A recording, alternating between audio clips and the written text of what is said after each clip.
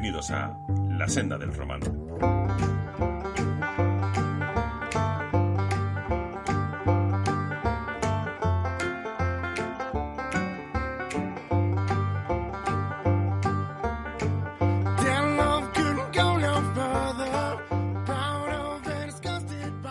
Muy buenas, yo soy Leto y bienvenidos a un nuevo episodio de La Senda del Romano. En esta ocasión voy a hablar de abogados, sí, esos seres que aparecen en las comisarías o en los cuarteles cuando hay un detenido y el que se va a encargar de asistirlo como tal. Es un elemento externo, está ahí y considero que es importante que sepamos, pues eso, qué es un abogado, qué funciones tiene, qué es lo que puede hacer, qué es lo que no, cómo se mueven ellos, cuál es su forma realmente de plantearse los procedimientos, porque muchos habéis estado con abogados ya, pero otros a lo mejor pues no, por el tipo de trabajo que sea. A lo mejor habéis estado en un sitio donde no hay detenidos, no hace ese tipo de cosas, pero luego habéis pasado a otro sitio donde sí. Entonces ya el abogado entra a jugar. Así que simplemente eso, comentaros, pues eso, un poquito el abogado, qué es necesario para ser un abogado, cuáles van a ser sus funciones, sus cometidos, qué hace y qué no hace, todo a grosso modo. El programa ya ha abierto por adelantado que va a ser largo, porque hay muchos temas para tratar y seguramente nos quedemos muy escasos, pero espero que sea interesante, ya que va a ser un poquito diferente a los anteriores que he hecho. Así que, con todo esto, empezamos.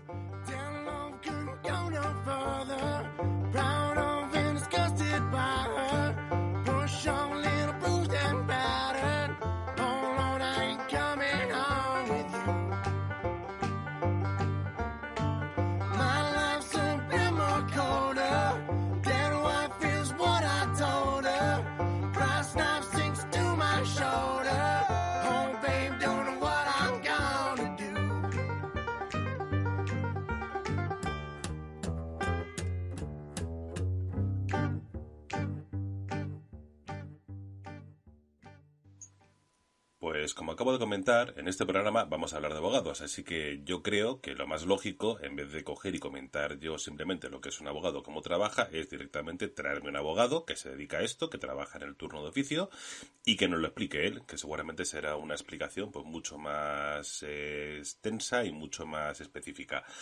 Para esta ocasión, pues he conseguido traerme de invitado a un abogado que también está en el turno de oficio, que asimismo tiene un canal de YouTube que se llama No hay Derecho, el cual os voy a dejar también el link del canal para que os suscribáis o le echéis un vistacillo. Es interesante sobre todo porque van a ser explicaciones más específicas de temas concretos y ya más a nivel técnico. Así que con todo esto os presento a Miguel Ángel Velarde. Muy buenas. Hola, ¿qué tal? Hola, ¿qué tal? Aquí soy, como digo en mi canal, su humilde abogado de provincia, parafraseando a películas de cine clásico y tal. Y nada, aquí estoy para lo que tú quieras preguntarme, que yo sepa contestarte, porque en algunas cosas a lo mejor puedes saber tú más que yo, que parezca paradójico, porque cada uno nos especializamos en una serie de temas y los otros los vamos dejando un poco más olvidados, ¿no? Pero bueno, para lo que aquí estamos, para lo que tú quieras. Perfecto. Si le des eso, porque a ver, al final nos damos cuenta que cuando tenemos un detenido, por ejemplo, ¿vale? Resulta que yo pertenezco a la administración, el fiscal pertenece a la administración, el juez pertenece a la administración, el funcionario de prisiones pertenece a la administración, todo esto es la administración propiamente dicha. Entonces tenemos un elemento externo, que es el abogado, que no es de la administración propiamente dicho, que es que se va a encargar de salvaguardar o de preocuparse de los derechos fundamentales del detenido. Entonces tenemos un elemento externo, alguien de fuera, que viene y aparece ahí. Por eso creo que es interesante que la gente entienda qué es un abogado, cuál es su función, que parece a lo mejor muy sencillo, muy lógico, pero posiblemente haya dudas. Si nunca has tratado con ellos, pues por eso es la idea, de coger y que alguien nos explique de primera mano cuál es su trabajo, cuál es su cometido y a qué se dedica realmente. Sí, no, es básicamente la visión es completamente la opuesta. Tú eres una persona que estás allí para defender a alguien, para garantizar los derechos de una persona y te encuentras con la administración, una maquinaria que con personas físicas, o sea, con personas que tú ves que son personas, pero que el conjunto de todas esas personas es una especie de maquinaria impersonal, ¿no? Y tu trabajo consiste básicamente en tratando con cada una de esas personas, son las piezas de esa maquinaria con las que sí puedes tratar, con esas personas concretas, intentar que a tu defendido lo saquen de esa línea de montaje que empieza con la imputación o la detención y termina con una sentencia, ¿no? Y la idea es sacarlo en cualquier oportunidad de esa línea de montaje, sacarlo del sistema, ¿no? Claro, eso desde el punto de vista de un abogado, al principio, cuando tú comienzas, impresiona un poco. Por eso muchísima gente con muchísimos medios frente a ti, que eres un tipo que lo único que tienes es tu bolígrafo, tu papel y la capacidad de hablar con alguien, ¿no? Después ya se acostumbra uno y te das cuenta de que ese sistema, lo que estoy diciendo, ese sistema está integrado por personas con las que tú puedes hablar y que no son especialmente imponentes en el sentido de que no son malas personas, ¿no? Sí es verdad que a veces, sobre todo ya cuando llegas a nivel de juzgado, te encuentras con que el problema no es que sean personas especialmente malvadas o especialmente que quieran perjudicar a tu cliente, sino el principal problema es que te encuentres con pasotas que les da igual 8 que 80 porque van a entrar a trabajar a las 9 de la mañana y van a salir a las 3 de la tarde y les da igual lo que pasa en medio, ¿no? Ese es el principal escollo con el que te encuentras, ¿no? Sí, me suena. Y sí, es verdad que suele pasar más a nivel de juzgado que a nivel de una comisaría o cuartel, ¿no? Sí, el hecho, yo creo que el hecho de la visión del policía cambia mucho, evidentemente, es completamente diferente que la visión de un abogado, pero cambia mucho la visión de un policía o un guardia civil con la que pueda tener un funcionario que se encuentra de rebote con el problema y no ha tenido que vivirlo en la calle, ¿no? Por decirlo de alguna forma, ¿no? Y hay de todo en todas partes, tanto entre los abogados como entre la policía o entre los funcionarios, y hay que vivir con ello y saber manejarlo y utilizarlo de la forma más honesta posible para llegar al fin que tú quieres, que es básicamente sacar del sistema, sacar de esa línea de montaje que comienza con una detención y termina con una sentencia al cliente de alguna forma y de la mejor forma posible. Yo lo llamo máquina de picar carne. Sí, Directamente, porque es así, o sea, como enganches a alguien desde el principio, eso se procesa, se tritura, se digiere y es lo que hay, o sea, el sistema está montado para eso, o sea, como enganche la línea bien del principio, eso no lo para nadie. sí, además hay que tener en cuenta que el sistema está pensado y además ha evolucionado, a veces uno piensa que para bien y a veces que para mal, pero ha evolucionado para que si todo el mundo hace bien su trabajo se lleve a algo parecido a la justicia, ¿no? No la justicia inmaterial, el concepto filosófico de justicia, que cada uno tenemos otro, sino la justicia en el sentido de que si alguien comete un delito se le castiga de la forma que marca la ley, ¿no? Y si alguien no comete el delito, pues queda suelto. Y si todo el mundo hace bien su trabajo, hay una serie de tiras y aflojas por todos los puntos para llegar a algo parecido a ese concepto de justicia de que quien lo hace la paga de acuerdo con lo que dice la ley, que a lo mejor no es todo lo justo que nos pueda parecer, tanto para arriba como para abajo, pero es Es lo la único ley, que no podemos aspirar, ¿no? Es la ley, es dura lex, claro. sed lex, ¿no?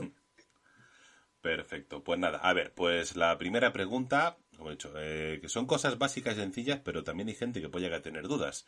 Vale, ¿qué es necesario para ser un abogado? Pues ahora mismo, con los jaleos que hay de cambio de legislación en educación y tal, la cosa está más Complicada que antes. complicada de la que parece, ¿no? Pero en mis tiempos, para ser abogado, tenías que ser licenciado en Derecho y haberte colegiado en un colegio de abogados, que básicamente para colegiarte en el colegio de abogados, lo que cuando en mis tiempos lo que tenías es que encontrar a dos abogados que firmaran por ti como que eras una persona honesta, no tener antecedentes penales y pagar la cuota de colegiación, que es una pasta, porque el colegio de abogados es una especie de mafia en la que tú entras y te permiten trabajar. Y si no pagas todos los meses tu colegio de abogados, no puedes ser abogado, y si lo pagas, pues ahí está, ¿no? Hoy en día tienes que tener el grado de Derecho, el máster en abogacía, que entre los dos es casi como la licenciatura, y hacer un examen de acceso al colegio de abogados, ¿no? No sé cómo estará el examen de acceso al colegio de abogados hoy en día. En sus tiempos la gente estaba muy asustada, pero parece ser que tampoco era nada del otro mundo. Más que nada porque los colegios de abogados viven de que haya colegiados que le paguen sus cuotas, con lo cual tampoco iban a poner muchas trabas para entrar en el colegio, ¿no? Claro, pero por Pero ejemplo, bueno, en el partido judicial en el que estoy yo, este en concreto, ¿vale? No voy a decir dónde estoy, porque no lo he comentado nunca. Vale. Resulta que me lo han comentado abogados, que si quieren ser del colegio de abogados específico aparte de el que está en Madrid, ¿vale? Que tú puedes estar colegiado en Madrid y más, pero si quieres ser del turno de oficio en el que estoy yo, tienes que pagar otros 2.000 euros de un máster que se han sacado ellos por la cara. Sí, Así sin porque más. el turno de oficio es diferente. En mis tiempos, tú podías acceder al turno de oficio acreditando 3 años de ejercicio en la profesión o bien haciendo un curso, se llama curso de prácticas jurídicas, ¿no? Que no sé si sería muy práctico, pero los cursos que se dan, yo nunca he visto un curso especialmente práctico, ¿no? Entonces, claro, te costaba una pasta el curso de práctica jurídica, pero nada más colegiarte podías acceder al turno de oficio. Yo, por ejemplo, entré tras 3 años de acreditar 3 años de ejercicio profesional. Bueno, 3 años es muy poco, pero bueno, ya es algo más que no tener ningún tipo de experiencia en el tema, ¿no? Y sí, ahora mismo cada colegio de abogados tiene sus propias normativas, tiene sus propias reglas y yo no sé si habrá algún colegio que te obligue a hacer el curso en lugar de poder acceder simplemente con la experiencia, ¿no? Vale. Y me comentaban, que no sé si será verdad, que con el máster de abogacía se podía suplir el curso de práctica jurídica, pero otros me estaban diciendo que estaba en el aire y tal. No sé cómo estará ahora mismo la situación, ¿no? Entonces, para resumiendo, para que lo entienda la gente, para ser abogado como tal, tu carrera de derecho, tu máster en abogacía, y con eso puedes ser abogado, pero si aparte te quieren meter en el turno de oficio, te toca pagar por otro máster, por así decirlo, más. Por otro curso más y creo que sigue vigente, acreditar un número de años que depende del colegio de abogados de experiencia profesional, O sea, para ya, evitar que alguien se meta allí de novato pues son asuntos, ¿verdad? Quieras que no, los asuntos penales son asuntos especialmente delicados, ¿no? No es lo sí, mismo una cuestión de que te estás peleando por la herencia de alguien que simplemente es dinero, que el resultado pueda ser que alguien entre en la cárcel o no entre en la cárcel. por herencias he visto a gente entrar en la cárcel al final, ¿sabes? Cuando se van de madre. Sí, eso es Lo la, de las herencias que generan nuevas muertes. sí, la famosa España profunda, que no es exclusivo de España, en todas partes del mundo los problemas familiares y los problemas que se van arrastrando de mi abuelo te compró un burro y nunca se lo pagaste, eso suele terminar mal. Sí, vale. Bueno, pues te quería preguntar sobre todo el tema de la posición de abogado del diablo, ¿de acuerdo? Que va a tener el abogado de oficio. O sea, de aquello de que prima lo que es la defensa del abogado sobre creer a la persona. O sea, que realmente el abogado está ahí no para creer al detenido, sino para garantizar que realmente tenga un juicio justo, que se cumplan todos los derechos, que no se haga ninguna injusticia con él y que si realmente es culpable, pues sea condenado, pero con unas garantías. Entonces, eso sí que Sí, me no. gustaría que me lo comentaras, porque yo entiendo que debe ser la leitmotiv del abogado realmente, ¿no? Sí, además es curioso porque la denominación de abogado del diablo viene del derecho canónico, ni siquiera del derecho penal y tal, ¿no? El abogado del diablo era cuando hay una causa de canonización, cuando se quiere hacer santo a alguien. Evidentemente, pues todo el mundo que promueve esa causa de canonización desde el principio, pues quiere que sea santo y a la Iglesia le interesa desde el principio que haya muchos santos. Para evitar que se haga santo a todo el mundo, pues nombraban a una persona, normalmente jurista, normalmente una persona interesada en temas jurídicos y que fuera además capaz de investigar, cuya única misión era buscar causas para no hacer santo a esa persona. Es decir, buscar todas las causas, todas las posibilidades, todas las posibles mentiras de la gente y tal. Claro, es una persona que solía ser un sacerdote y solía él, en su foro interno, estar interesado en que sí, en que esa persona pues fuera santa. Pero su misión era precisamente lo contrario y normalmente era una persona que tenía que ir en contra de sus propias convicciones, defendiendo lo que no. Y de ahí ha saltado a un montón de situaciones en tema de abogacía. Evidentemente, yo como abogado no tengo por qué ser un amigo de mi cliente, no tiene por qué caerme bien en absoluto, y de hecho es muy probable que ni siquiera lo crea.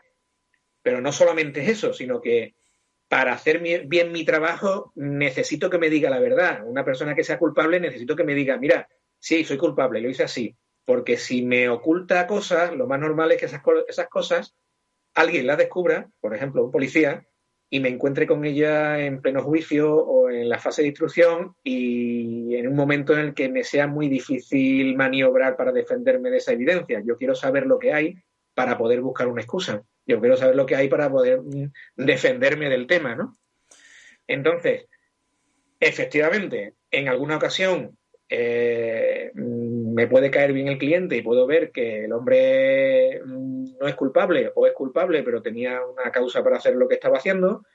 Y en otras ocasiones yo puedo decir, este tío es un hijo de su madre, no sé si en tu blog puedo decir, en tu podcast puedo decir tacos, pero... Me lo han clasificado como explícito, ¿sabes? Ya directamente el podcast, porque soy bastante dado a decirlo. Si mira Vale, que intento sí, que no, pero bueno, no pasa nada. perfecto, perfecto, no me puede ser un podcast para todos los públicos y tal, ¿no? Que yo puedo decir, este tío es un cabrón y merece que no que lo metan 2 años en la cárcel, sino que lo cuelguen, ¿no? Pero mi trabajo es precisamente defenderlo, no por él, sino por una mera cuestión, ¿cómo te diría? ¿No? Ética. Ética, sí. Si vamos por ahí decidiendo quién tiene derecho a la defensa o quién no, pues nos encontramos que al final nadie va a tener derecho a la defensa, porque todos pensamos que si, y además es lo primero que pensamos, incluso los abogados, ¿no? Si le han detenido, pues lo será. Después te puedes encontrar con que puede haber habido un error, puede haber habido una mala interpretación, o es verdad que le han detenido por algo, o el hombre tenía atenuantes, ¿no? Pero claro, la primera idea es si le han detenido por algo será. Y si vamos empezando a decidir quién tiene derecho a defenderse y quién tiene derecho a no, al final nadie va a tener derecho a una defensa eficaz. Yeah. Entonces, pues tú haces lo que decía antes, tú haces tu trabajo lo mejor posible, teniendo en cuenta que si en todas las partes de la maquinaria todo el mundo hace su trabajo lo mejor posible, pues al final se va a llegar a algo parecido a la justicia. Y si tú no haces tu trabajo lo mejor posible, es muy probable que a lo mejor te estás equivocando y el hombre es inocente y tú crees como abogado, a pesar de ser su abogado, crees que es culpable, pero oye, ¿y si no lo es? ¿Y si tú te estás equivocando por un prejuicio, no? Pues hay que defenderlo como mejor sea, dentro de las normas legales, dentro de la ética profesional también, y evidentemente a algo se llega. Sí es verdad que me he encontrado que en ocasiones yo nunca he encontrado a un inocente al que se le haya condenado, gracias a Dios. Sí es verdad que cuando he defendido inocentes vas con mucho más nerviosismo y mucho más preocupado, precisamente porque sabes que si pierdes van a condenar a un inocente y quieres poner a todo lo posible, y cuando estás defendiendo a alguien que sabes que es culpable vas con mucho más tranquilidad porque dices, hombre, yo voy a hacer todo lo posible para que lo absuelvan. Pero si lo condenan, pues mira, el hombre se lo ha merecido, ¿no? Pero voy a hacer todo lo posible. Claro, yo por ejemplo me pasa mucho a los detenidos, yo después los derechos, bueno, me refiero antes de los derechos, que ha cambiado, ahora en la entrevista antes, sí. Se lo suelo comentar al detenido, ya le digo, mira, este hombre va a ser tu abogado, y digo, esta persona es la única que tiene que saber realmente lo que ha pasado, no significa que te vaya a creer o no, pero te recomiendo que le cuentes la verdad. Otra cosa es ya lo que me quieras contar a mí, ¿vale? Pero te recomiendo que a él le cuentes la verdad, menos para que te pueda defender. Y ya les dejo. Sé que mienten como bellacos, ¿sabes? Pero bueno, en fin, porque no cuentan ni la mitad.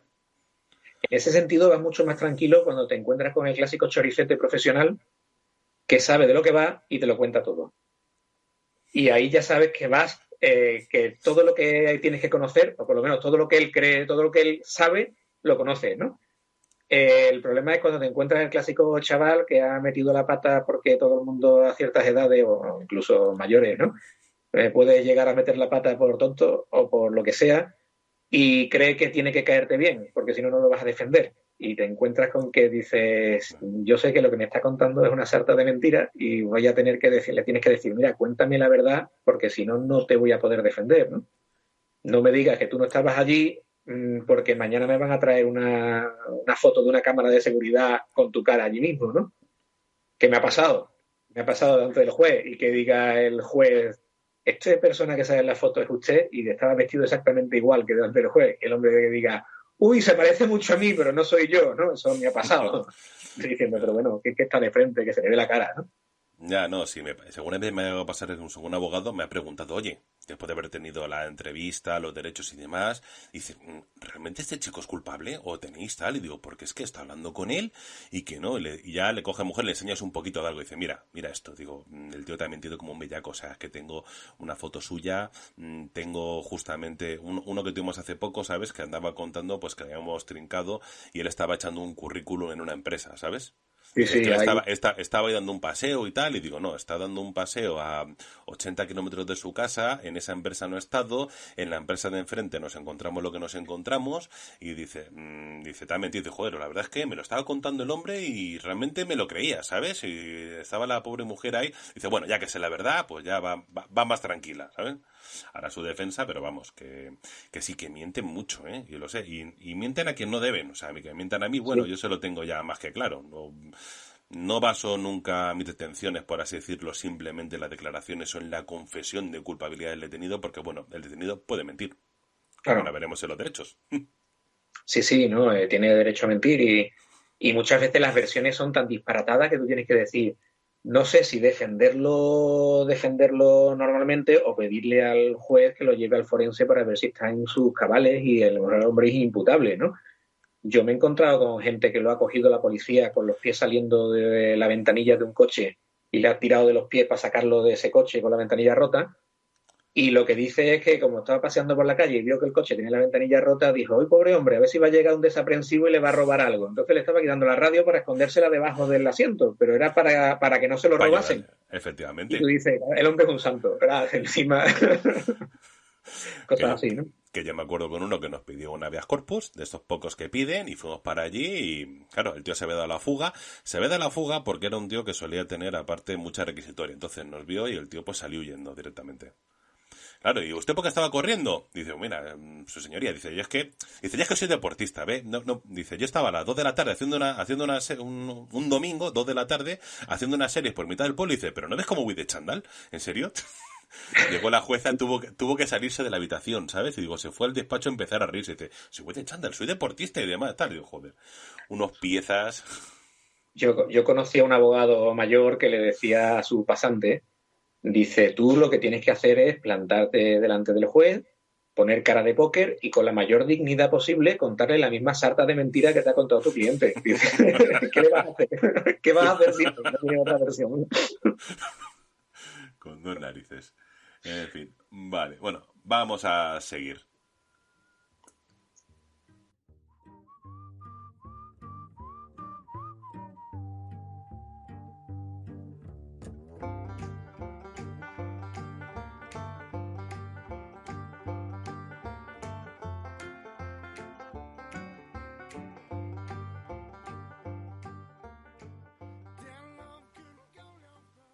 Vale, y hablando ya una vez que yo cojo, detengo a la persona, le leo los derechos, entonces le pido lo del tema del abogado particular o de oficio, eso ya, bueno, eso sí que me gustaría aclararlo, el tema de, por ejemplo, abogado particular. ¿Es el abogado particular puede atender dentro de la provincia sin necesidad que pertenezca al colegio de abogados, sin ningún problema, sin límite? ¿Podéis atender, por ejemplo, a otra provincia? Si tú estás colegiado en Murcia, ¿puedes atender a una persona de Segovia, por ejemplo? Sí, y eso ha cambiado durante el tiempo que yo estoy de ejercicio. Eso ha cambiado. Cuando yo empecé, tú solo podías atender en los partidos judiciales de tu colegio profesional. Cuando yo llegué a la profesión, ya podías atender en otra provincia siempre y cuando antes le enviaras una carta solicitándolo al colegio profesional que fuera, ¿no?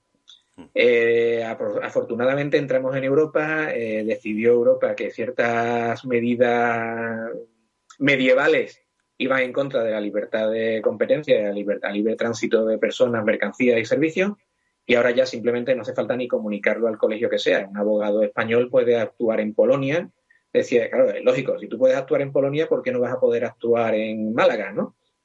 Es totalmente absurdo, ¿no? Y ahora no hace falta ni siquiera comunicarse al colegio de abogados, aunque por una cuestión meramente de cortesía, hay mucha gente que sigue mandándole una carta al colegio de abogados que sea, ¿no?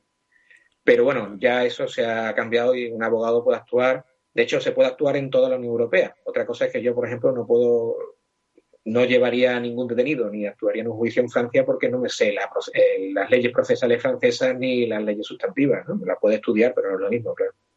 Ya, cambia. No, pero es interesante porque sí que te puede pasar que venga abogado de otro sitio, sobre todo, pues con detenidos VIP. Claro. De organizaciones, sobre todo, que tienen sus Sí. colegios de abogados. El último me vino, pues eso, ¿de dónde vino? Además, creo que vino de Segovia, además, ¿sabes? Además, un crack, ¿eh? O sea, al tío le estábamos deteniendo, ¿sabes? Y antes de que llegase al calabozo, estaba ya llamando al abogado, que a ver cuándo iba a poder asistirle. En el Sí, sí. trayecto, ¿eh? Sí, sí, hay abogados especialistas en derecho penal y se especializan no solamente en derecho penal, sino que se especializan en determinados tipos de delitos, que son unos cracks para ese tipo de delitos. Básicamente son de la familia de un determinado grupo de delincuentes, tienen a su abogado como... Eso tiene sus problemas desde el punto de vista del abogado. Involucrarse demasiado en la vida de una determinada tipo de delincuente tiene sus problemas gordísimos, ¿no? Porque se convierte en parte de la organización. Sí, exacto. Incluso aunque tengas mucho cuidado, porque puedes tener mucho cuidado y no convertirte en parte de la organización, Te puedes salpica. dar lugar a que la gente de la organización sí te considere como parte de la organización. Entonces tú ya no puedes negarte, por ejemplo, a determinadas cosas. Eh, a lo mejor te pueden llegar y eso he visto circunstancias que han pasado, ¿no? Nadie está de más en que pierdes, o sea, todo el mundo puede perder un juicio y hay gente que puede llegar incluso a enfadarse porque tú hayas perdido un juicio y tomárselo como algo personal y no profesional, ¿no? Cosas así. Hay que tener mucho cuidado con determinados clientes y mantener cierta distancia profesional. Perfecto. Vale, bueno. Plazos para personarte en una comisaría o en un cuartel tras la llamada del colegio de abogados. Hablamos del turno de oficio. Sí, bueno, los plazos es, lo que te dice la ley es que tienes que plantarte allí a la mayor brevedad posible. Y a la mayor brevedad posible lo que dice la ley de enjuiciamiento criminal, que es un máximo de 3 horas.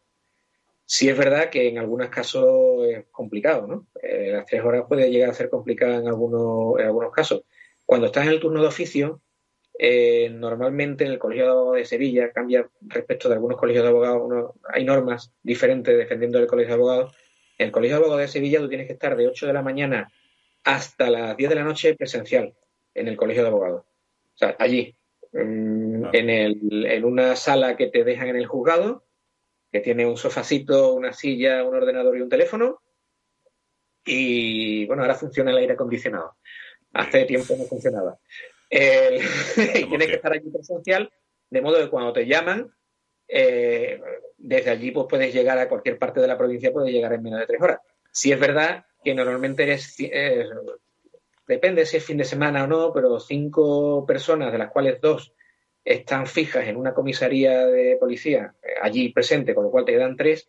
Hay ocasiones en las que 3 abogados de oficio no son suficientes para cubrir toda la provincia. A mí me han llegado a llamar, yo yendo en mi coche, camino de una comisaría, llamarme de otra diciendo que vaya primero a ella a la suya y yo diciendo, bueno, si ya le he dicho a esta que voy a ir primero.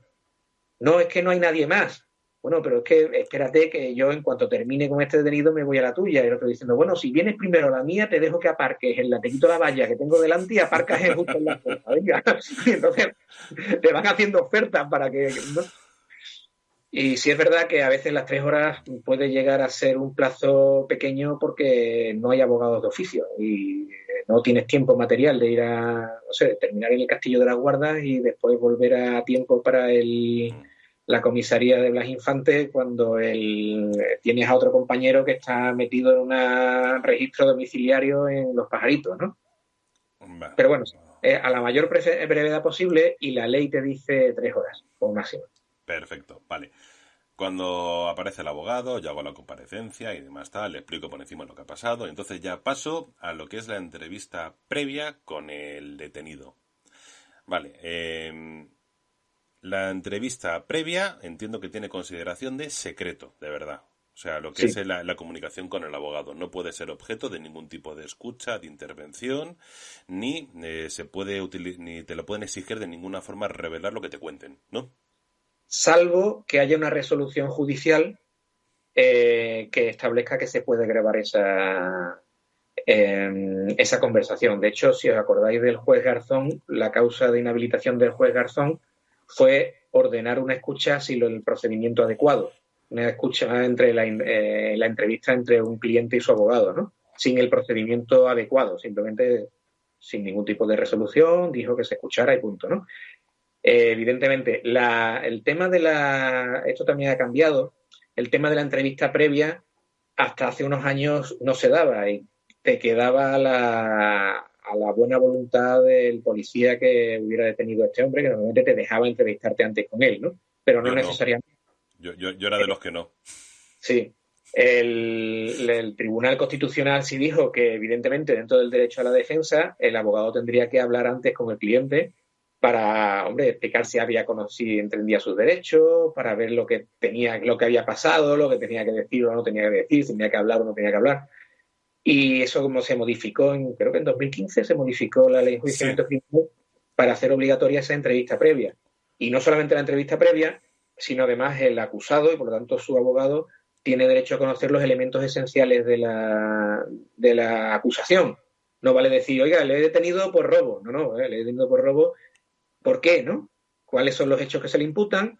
Y si bien es posible que no sea necesario enseñarle todo el expediente, porque además en esa fase el expediente hay bastante poco. En los delitos normales y corrientes del día a día, en el atestado suele haber bastante poco. Después, durante la fase de instrucción, van sumándose pruebas e indicios y tal.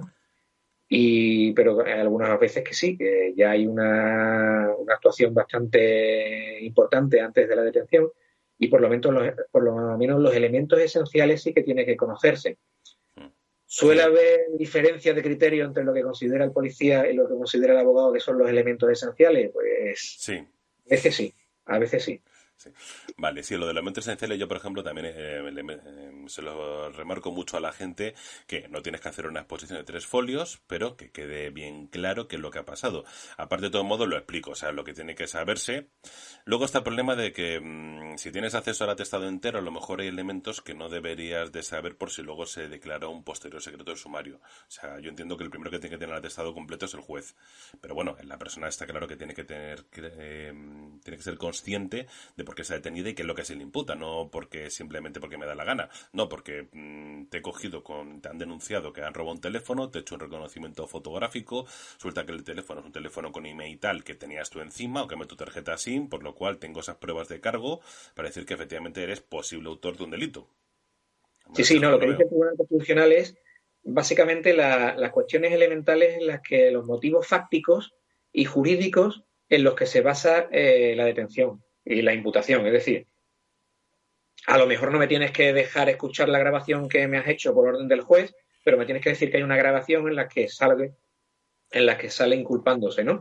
Ese tipo de cosas, ¿no? Oiga, a lo mejor no me tiene que dar el vídeo completo, pero me tiene que decir que hay un vídeo, o si hay fotos, pues se puede enseñar las fotos, ¿no?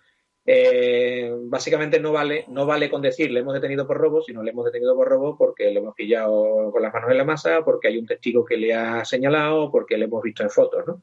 Básicamente ese tipo de cosas, para que pueda haber un comienzo de defensa, aunque la defensa será más adelante. Lo que te dice el Tribunal Constitucional es que por lo menos unos elementos básicos para, por lo menos, no autoinculparte en el momento de la declaración ante el policía. Vale, claro. Ahora, momento de declaración. Típico. Es cuando el abogado lo primero que hace es que hace el gesto así con la cabeza de declarar y hace no, y que ningún abogado quiere que el detenido declare independencias. Sí. Y te explico por qué. No hay nada más peligroso que la declaración de un testigo o de un detenido. Más que nada porque si en circunstancias normales, cuando una persona está tranquila y relajada y sabe lo que le conviene, puede meter la pata, porque yo es que he visto personas inocentes autoinculparse sin saberlo, sin darse cuenta de lo que lo están haciendo, porque están metiendo la pata. Y si encima estás nervioso, te has pasado unas horas en un calabozo, estás asustado porque quieras que no, estás rodeado de uniformes, gente con porra y con pistola que te miran mal y te están diciendo que has cometido un delito, y o sea, eso es lo más peligroso que una persona declara así. Entonces ningún abogado queremos que declare ya después ante el juez ya veremos lo que se dice, ¿no? Pero en esas circunstancias es muy complicada. Y después pasa otra cosa, que las declaraciones en la policía no se graban, sino que se transcriben. Y yo me he encontrado en muchas ocasiones, y no es por mala fe, sino simplemente por resumir, que el policía resume la declaración del detenido. Y ahí se pierden muchísimos matices. Y algunos matices son muy importantes. Cuando te encuentras después en el juicio y te encuentra el fiscal de que la declaración del detenido en la policía ha sido diferente que la declaración en instrucción, y tú dices, no ha sido diferente, es que en la declaración en la policía, el policía ha resumido lo que ha dicho. Y dice, es que hay detalles esenciales que no concuerdan. Y dice, no, sí, este hombre lo dijo. Este hombre lo dijo, pero en ese momento nos pareció que para qué va a poner el color de no sé qué que vio, ¿no? Pues vio a no sé quién salir, ¿no? Entonces, Claro. ese tipo de cosas son muy complicadas y en ese momento, en el momento de la declaración, posiblemente no llegues a darte cuenta de la importancia de los detalles en las declaraciones de los detenidos. Entonces, ante la posibilidad de que el hombre meta la pata por el nerviosismo, ante la posibilidad de que el detenido no lo podemos descartar, tenga menos luces que una patera el hombre y vaya diciendo barbaridades, o la posibilidad de que a la hora de transcribir la declaración haya detalles importantes que no se pongan porque no lo parezcan y se resuman y tal, pues yo no conozco a ningún abogado que quiera que su cliente declare en la policía. Hay clientes que sí, hay clientes que dicen, no, yo no tengo nada que ocultar y quiero declarar. Bueno, es un derecho tuyo, yo solo te puedo aconsejar. Si tú quieres declarar, tienes todo el derecho a declarar, ¿no? Eso es. Sí, pero claro, pero yo, por ejemplo, veo otro problema, ¿de acuerdo? O sea, yo tengo una investigación, detengo una persona, pero puede que haya alguien más relacionado. Y entonces necesito la declaración del detenido para poder continuar, porque a lo mejor resulta que su grado de autoría es mucho menor. No es lo mismo que tenga 5 personas que le han pegado una paliza a alguien y uno ha cogido el teléfono. Yo tengo identificado a 2 de los que le han pegado los golpes, pero resulta que él sabe quién es el que ha cogido el teléfono, por ejemplo. Yo los tengo por robo con violencia porque les identifico, pero resulta que no. 4 son autores de unas lesiones leves, realmente, y uno es autor de robo con violencia. Entonces, ¿hasta qué punto no merece la pena que el detenido en ese momento me declare? No, yo solamente fui y le pegué porque le quise pegar, porque me caía mal. Y aparte, otro fue el que se llevó el teléfono. O sea, pero mi intención final era solamente zurrarle. Ya está. Entonces, claro, ¿no perjudica eso al detenido? Evidentemente sí, pero ten en cuenta que ahí se está autoinculpando de un delito. Sí, mejor, Vale, mejor, mejor un delito leve. aunque se esté exculpando de otro, pero ya se está inculpando de uno. Ya de momento ya empezamos mal, ¿no? Otra cosa es que después, analizando el tema, puedas decir dilo ante el juez y el juez ordenar que se investigue o que se traigan al procedimiento a otras personas, ¿no? Como también inculpados en el tema, o por lo menos investigados en el procedimiento, ¿no? Sí, Porque bueno, estamos en la fase de instrucción. lo de imputado e investigado, ya lo he comentado otras veces, esto es básicamente lo que hicieron los políticos para cuando se en la prensa, para que pareciese menos grave lo que habían hecho. O sea, así de sencillo, porque suena mejor Totalmente. investigado que imputado. No, son imputados de toda la vida. Totalmente, pero lo que no tienen en cuenta los políticos es que dentro de 5 años, cuando empiecen a salir investigados va a sonar exactamente igual de mal. Entonces van a tener que inventarse otra palabra para que no suene tan mal durante unos años hasta que vuelva otra vez a sonar igual de mal que imputado, ¿no? Sí, Porque imputado se lo inventaron para no decir acusado, básicamente. ya. Todo es una cadena de nomenclatura, ¿no? Si es que se ríen de nosotros, la verdad. Sí, Pero sí. bueno, al final vamos avanzando. Vale. Estamos con el tema. Vale, pues imagínate que al final la persona me declara, ¿de acuerdo? Algunas manifestaciones. Yo, si la persona que declara, yo cojo manifestación encantado. O sea, porque yo participo en el procedimiento, me gusta, entonces si tengo la opción, pues lo hago. Bueno, ¿el abogado puede coger y puede intervenir durante la manifestación del detenido? A ver, eso es problemático. En principio, el abogado no puede intervenir ni puede sugerirle al detenido que diga algo o no. En sede policial, el abogado puede aconsejarle que hable o que no hable, aconsejarle que declare o que no declare. El abogado está allí en ese momento como garantía de que se cumplan los derechos del detenido, no porque allí en sede policial no hay nada de lo que defenderlo, excepto de una actuación a lo mejor ilegal por parte de la policía que yo la verdad que nunca he visto, ¿no? También es verdad que estamos allí como una doble garantía y eso es una cosa que se nota en muchas ocasiones. Y sobre todo con delincuentes que son violentos, delincuentes que son estamos como garantía de los derechos del detenido y también como garantía por parte del policía de que ellos han cumplido efectivamente con la ley. Cuando el detenido se niega a firmar y empieza a acusar de que os va a denunciar a todo por violencia y tal, pues tú firmas como que se han cumplido las garantías porque tú lo has visto y le estás cubriendo la espalda al policía frente a una posible, no sé, denuncia por parte vulneración de derechos, sí, que le hemos dejado encerrado, que no le hemos dado los derechos fundamentales, o que hasta incluso o que le Sí, hemos sí. sacado una confesión a leches, ¿no? Es que han cogido, me han empezado a pegar porrazos, hasta el final he confesado que no. Claro, yo no puedo decir lo que ha pasado en el calabozo Claro, que no estaba presente, pero yo puedo decir que este hombre no tenía ningún porrazo visible y que él declaró lo que declaró libremente porque estaba delante y dijo lo que tenía que decir y lo que quería decir en ese momento, claro, ¿no? Entonces ahí estamos como una doble, yo entiendo garantía. que es una especie de doble garantía, ¿no? Y sí es verdad que si este hombre se pone a hablar, yo no puedo decirle que no diga lo que diga. Sí es verdad que puedo, por ejemplo, intervenir en el hecho de que si es lo que se está transcribiendo no es exactamente lo que este hombre está diciendo, yo puedo señalar que no es eso lo que se está poniendo. Y yo te digo, no lo he visto nunca como una cuestión de mala fe, pero sí lo he visto muchas veces como una forma de vamos a Darnos resumir lo que prisa. dice, nos estamos olvidando la mitad de las cosas de lo que está diciendo, ¿no? Vale. Y en policía, entonces, estamos muy limitados en los abogados lo que podemos decir, lo que no podemos decir, ¿no? Pero en cambio sí que tenéis oportunidad cuando acaba la manifestación, al menos yo lo hago así siempre, que la última pregunta siempre es para el abogado. Sí, sí, no, normalmente sí se permite.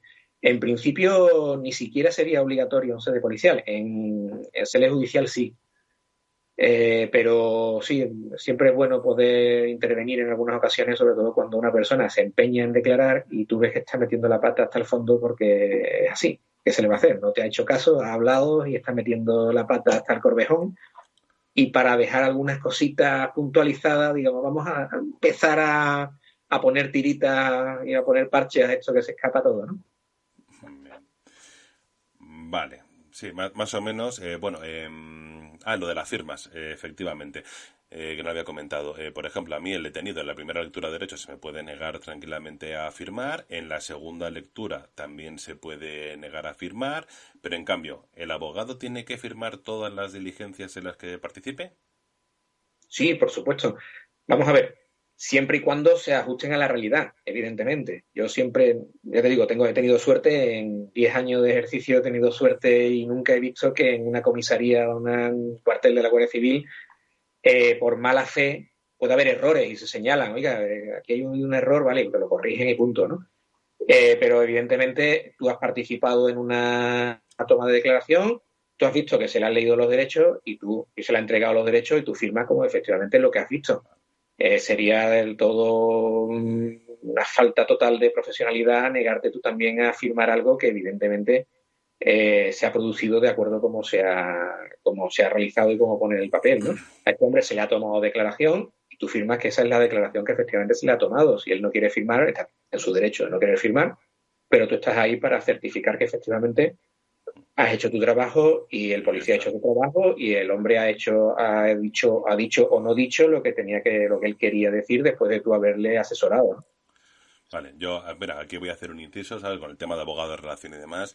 Donde estoy yo, donde el último sitio donde llegue destinado, ¿vale? Que habremos hecho 5.000 detenidos desde que estoy ahí, tranquilamente. Sí, hemos hecho bastantes. Eh, con sus consiguientes 5.000 o más abogados. Bueno, entre ellos investigado, la verdad es que yo no tengo ni idea de los que llevo. O sea, perdí la cuenta hace mucho. Sé que son miles, o sea, miles entre tal con los abogados. Yo me parece que en la unidad, por así decirlo, habremos dado cuenta por escrito, ¿vale? O sea, quejas formales y demás, de 4 o 5 abogados tal vez. No me suena que más, ¿eh?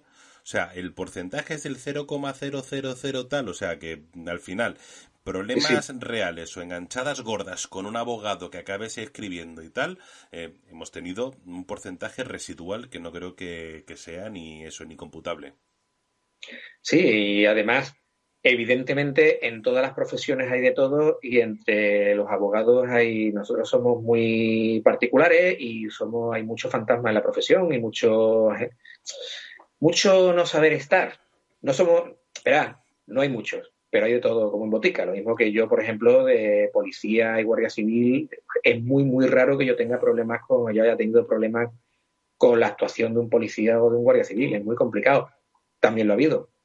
Pero que en cuanto a abogado, evidentemente es una profesión muy particular en la que nos ganamos la vida peleándonos con la gente, y muchos se piensan que el hecho de pelearse con la gente es buscar problemas por el hecho de buscar problemas y eso te hace mejor abogado.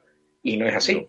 Afortunadamente no hay muchos compañeros así, pero todos conocemos y todos tenemos en mente algunos que cuando te tocan frente tú dices, vamos a ver con lo que sale este, ¿no?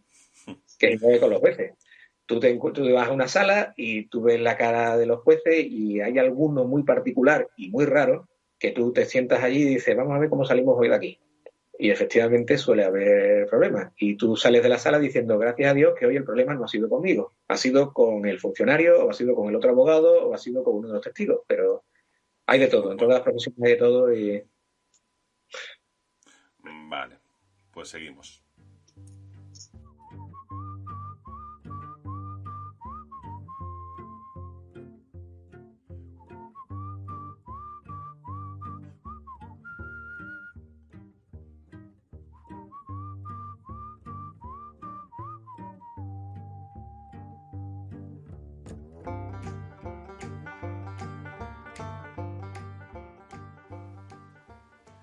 Siguiendo, vamos a hablar de la toma de ADN, ¿de acuerdo? Es una de las cosas que nosotros vamos a poder hacer. Lo vamos a hacer de forma obligatoria, ¿vale? O sea, yo voy a pedir la toma de ADN obligatoria para todos los delitos sexuales y violentos, y luego para algunos más, pues de bandas organizadas, algunos delitos con algún tipo de relevancia un poquito mayor.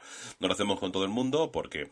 Esto es la administración, tenemos los medios que tenemos, el ADN lleva tiempo, cuesta dinero, así que yo se lo cogería a todo el mundo, pero bueno, en fin, lo estamos más o menos reduciendo, pues eso, a delitos, por supuesto, un delito sexual, no me cabe en la cabeza no coger el ADN. Así que tenemos dos opciones a nivel policial. Yo puedo coger y pedirle lo que es la toma voluntaria de ADN o puedo solicitarlo por vía judicial. Entonces, la primera va a ser la toma voluntaria cuando venga el abogado a sede policial. Así que yo como lo he hecho, vamos, el sistema que hay es que hay un documento de toma voluntaria, de información de recogida de ADN, la base en la que se va a meter, el tiempo que va a estar, para qué se va a utilizar, y luego eso también lo tiene que firmar el abogado obligatoriamente. Estoy en lo cierto, ¿no? Sí, sí.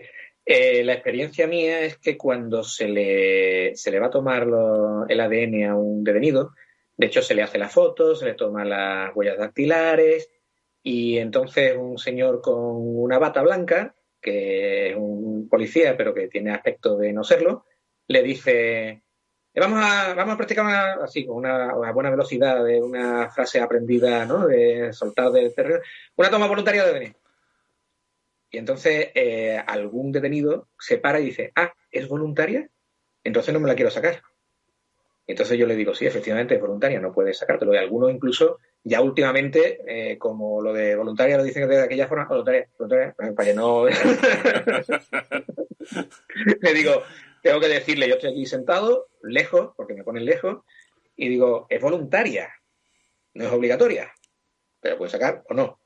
Y alguna vez se me han enfadado y me dicen, bueno, pero es que yo mañana voy y le pido al juez que se la tome y es obligatorio. Digo, cuando el juez le diga que es obligatorio, entonces no tendrá más remedio que sacársela. Pero si es voluntaria, él tendrá derecho a decir que sí o que no, porque cuando le están diciendo voluntaria, ya le están metiendo el algodoncito en la boca. Entonces, ahí sí suele haber, es el único sitio donde suele haber problemas entre el abogado y el policía en ese sentido. El tema de que evidentemente la toma de ADN, salvo que sea obligada por un juez, entonces, y yo lo veo, como tú dices, lo considero en algunos delitos imprescindible, lo que te dice el Tribunal Constitucional y los distintos tribunales internacionales de derechos humanos y tal, es que hay una muy pequeña diferencia entre tomar un ADN a una persona y obligarlo a declarar contra sí mismo, ¿no? Porque estamos tomando una parte de su cuerpo sobre la que no tiene control y la defensa sería imposible y tal, y que eso solo se puede hacer si un juez determina que es necesario, porque además esos datos se quedan guardados para siempre y no se puede tener la seguridad, aunque hay unos protocolos, pero a nivel internacional te dicen que es imposible tener la seguridad de que esos datos se van a borrar para posteriores, con lo cual, salvo que sea voluntario o que sea un juez el que te lo ordene, pues debe ser voluntario. En algunos casos, pues el hecho de que tomara el ADN puede incluso hasta exculparte y puede ser hasta bueno, ¿no? Pero evidentemente el hecho de que sea voluntario tiene que ser conocido por el imputado y que pues ya él decida si quiere tomárselo o no. Yo no le voy a decir que no te tomen el ADN, yo le tengo que decir al hombre que es voluntario, si él quiere o Claro. si no. La historia es que yo me acuerdo, por eso, ya hace muchos años, que me pasó que fue con el tema de ADN y tal, y ya le preguntó al juez directamente. Disculpe, señor, y tal. Digo, y si no quiere, entiendo, ahí pone que se toma de forma coercitiva, ¿no? ¿Esto a qué se refiere? Llegó la jueza y me miró y dijo, mejor no te respondo. O sea, no quiero saber cómo lo hacéis. Sí, Así sí, que no. nada. Y lo que sí es verdad es que después te encuentras en algunos procedimientos. Yo tuve un asunto de un robo en el que el imputado se cortó con el escaparate al entrar y había muestras de sangre. Muy típico. Y el fiscal pidió una pericial sobre si la sangre, sobre si correspondía con la sangre del imputado. Y a juicio fue un informe magnífico de la policía científica, que analizando la sangre, el informe era bastante elaborado, y al final del informe ponía una coletilla que decía, no hemos podido comparar esta sangre con la del imputado, porque a nadie se le ha ocurrido pedir una prueba de sangre del imputado o una prueba de ADN del imputado. Y ponía que además esta sangre se correspondía con otro delito de hacía 2 o 3 años y ponía, por si a alguien le puede interesar. Que, por cierto, el fiscal se enfadó muchísimo con esa coletilla de por si a alguien le puede interesar y en juicio empezó a perorar que qué significaba esto por parte de la policía, ¿no? Y el fiscal le pidió al juez que se suspendiera el juicio para hacerle una prueba de sangre al imputado. Y yo me negué porque había habido un año y pico de fase de instrucción donde se le podía haber pedido la prueba de ADN, que ya se sabía que había sangre entre las muestras recogidas, y ese informe llevaba 6 meses en poder del fiscal, y el mío, pero llevaba 6 meses en poder mío, le habrá llegado antes del fiscal. Entonces había habido tiempo más que suficiente para pedirle la prueba de sangre y no se podía hacer ahora en el acto de juicio que se suspendiera. Y por estas cuestiones que pasan de vez en cuando, pues el juez me dio la razón a mí en vez del fiscal. La tenía. Pero evidentemente, por eso digo que si cada uno hace lo que decía antes, si cada uno hace bien su trabajo, al final se llega a algo de... No sé si el hombre era culpable o no, creo que sí, pero el hombre se libró porque a nadie se le ocurrió lo que tú dices, hacerle una prueba de ADN ordenada por el juez, ¿no? Y ahí sí hubiera sido totalmente necesaria y yo no me hubiera podido oponer. Me hubiera opuesto por mera cuestión procesal, pero evidentemente se lo hubieran hecho, ¿no? Bueno, allá como curiosidad, ¿sabes tú de dónde ¿De no se dónde? saca ADN? Ah, De las bien. heces.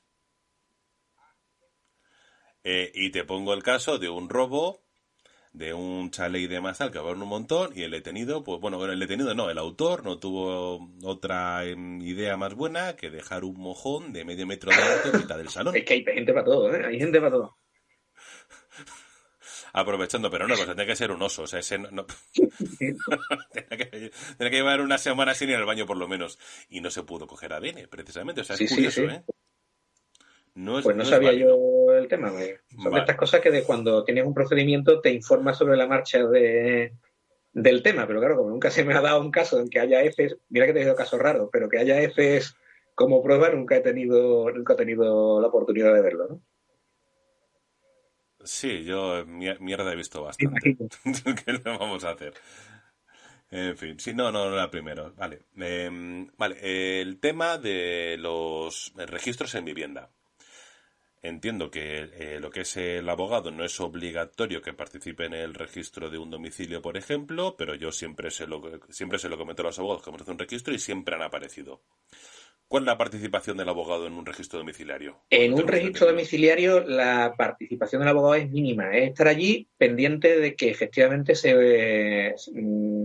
no se conculque ningún derecho del detenido y que básicamente es estar de notario. Como te he dicho, igual que cuando la declaración ante el detenido, es una especie de doble garantía. Es una garantía para el detenido de que el policía no se va a sacar lo que sea del bolsillo y lo va a poner porque estás tú allí vigilando, aunque no puedes estar en todas las... Yo he estado en la registro que he estado, era yo solo y varios policías por varias habitaciones, con lo cual es muy difícil controlarlo todo, pero das por sentado que por lo menos está ahí presente, está alguien presente.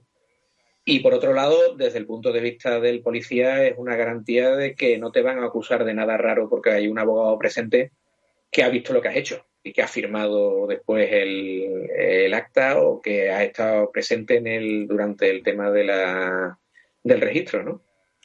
Entonces ahí tu papel es meramente de observador y de, por decirlo de una forma, de notario, ¿no? De saber lo que has visto y ver que no ha habido nada extraño.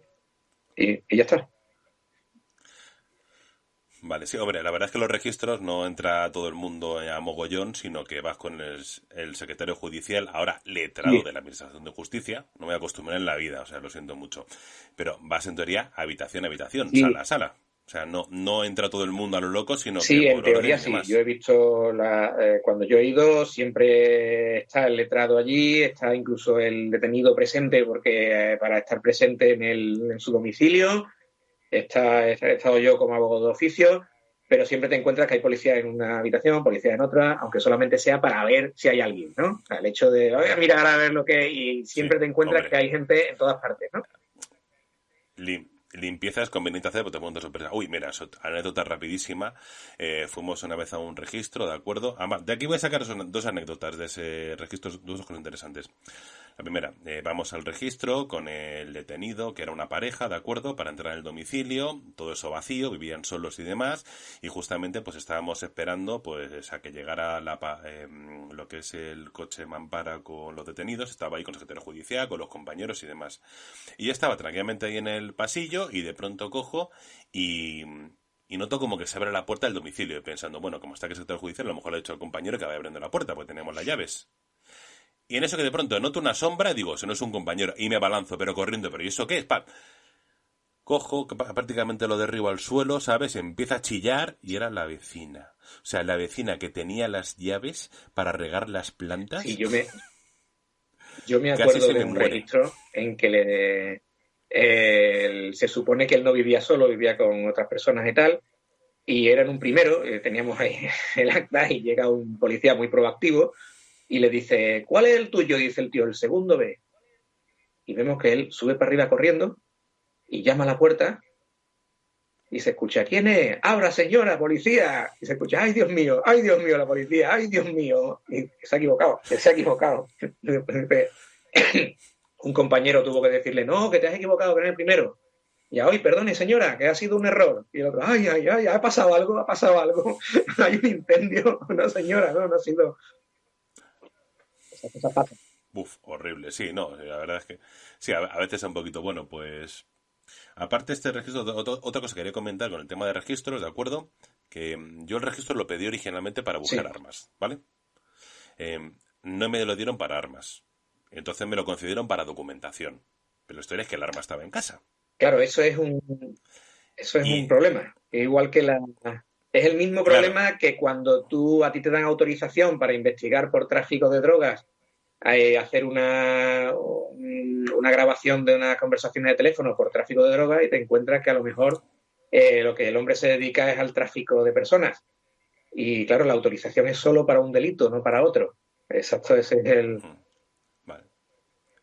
Pues en este caso, a ver, nosotros llegamos, era ya por la tarde, nos encontramos el arma, por lo cual automáticamente se paralizó el registro. El juez como que estaba que le costaba, ¿vale? No quería ponerse a escribir y demás, entonces lo que hizo fue que el abogado, junto con el detenido, reconoció ese arma y se añadió en el registro, sin necesidad de ampliar el Sí, eso material se puede hacer. judicial. Vamos a ver. Porque ahí sí hay una autorización expresa por parte del imputado, o el detenido en este caso, todavía, ¿no? Eh, Sí, claro, eso sí, es detenido exactamente estaba. igual que si la persona confiesa una acción. Tú no tienes por qué confesar, tú no tienes derecho a declarar, tú tienes derecho a no declarar contra ti mismo, pero si declaras contra ti mismo lo estás haciendo y es válido, ¿no? Entonces, a ti, en principio, ese arma no tienen por qué meterla dentro de la instrucción. O sea, ese arma no contaría como prueba en la instrucción, salvo que después, por otros medios, se llegue a esa conclusión. Pero si el detenido admite que ese arma es suya y está ahí, pues efectivamente lo está admitiendo, por lo cual sí es válido la inclusión de esa prueba, ¿no? De ese indicio, de lo que sea en ese momento, ¿no? Sí, pues me parecía interesante, pues alguien le... Bueno, es que ya me ha pasado en varias ocasiones encontrarme armas y luego al final, pues eso, hemos pedido ampliación de mandamiento, pero este en concreto, para agilizar, porque ayer a la tarde se habló y al final habló el abogado del detenido y dijo, pues sin ningún problema, lo conocemos y ya está. Vale. Ahora, tema importante. Una vez que llamamos al detenido, nosotros, al juzgado y demás tal, ya el abogado tiene acceso al atestado completo. Sobre el deber de reserva de los abogados sobre los datos propios del atestado. O sea, Sí. me explico. Yo, por ejemplo, como abogado, tienes... A ver, el atestado son todo datos personales, Vale. amaradas. Tienes direcciones, teléfonos, tienes nombres de detenidos, bueno, de los testigos, de víctimas, de tal. Entonces el abogado tiene acceso. Exactamente, claro, imagino que alguna vez habrá pasado que el detenido imputado quiere decir, oye, quiero saber este que ha declarado contra mí, quién es, cuál es su teléfono y cuál es su dirección.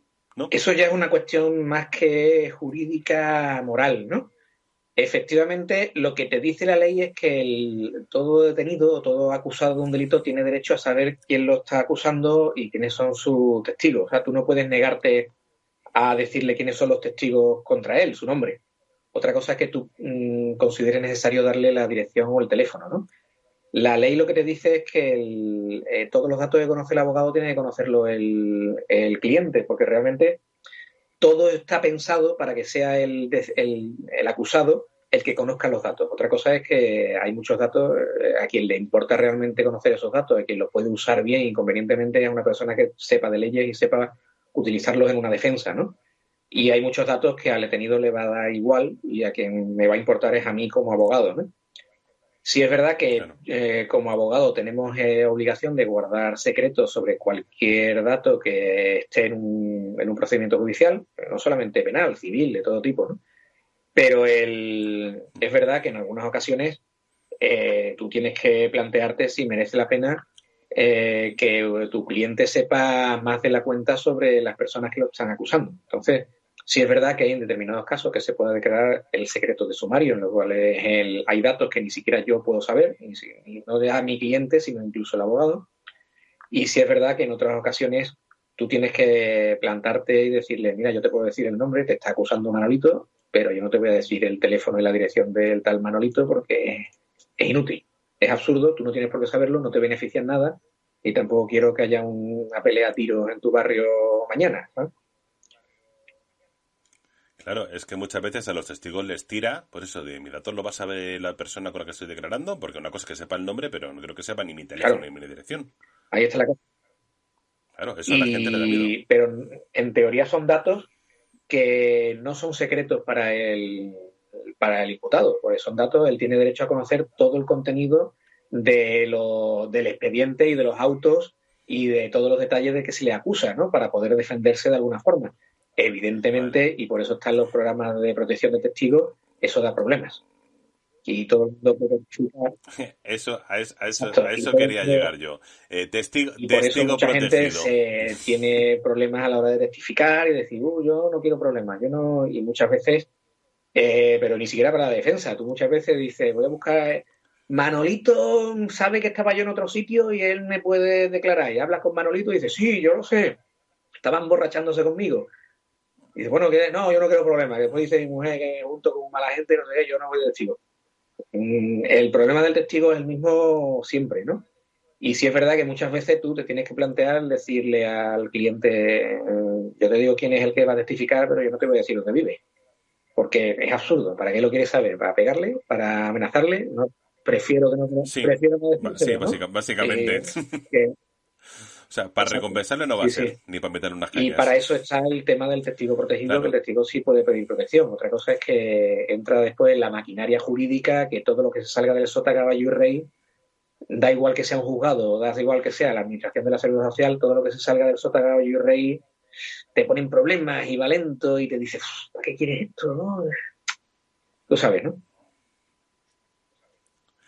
Sí, yo hasta incluso he visto, pues eso, cagadas como poner el domicilio de una víctima de violencia de género aparte por un Sí, oficio, ¿sabes? No, lo pongo, lo entrego, digo, porque no quiero que lo sepa nadie, no quiero que lo sepa el abogado tan siquiera, ni nadie por riesgo y demás, y de pronto ver cómo van a hacer las fotocopias y ver el oficio de la dirección lo primero, ¿sabes? Y llegar y quitarlo y decir, ¿qué hacéis? Y digo, pero bueno, si esto va aparte.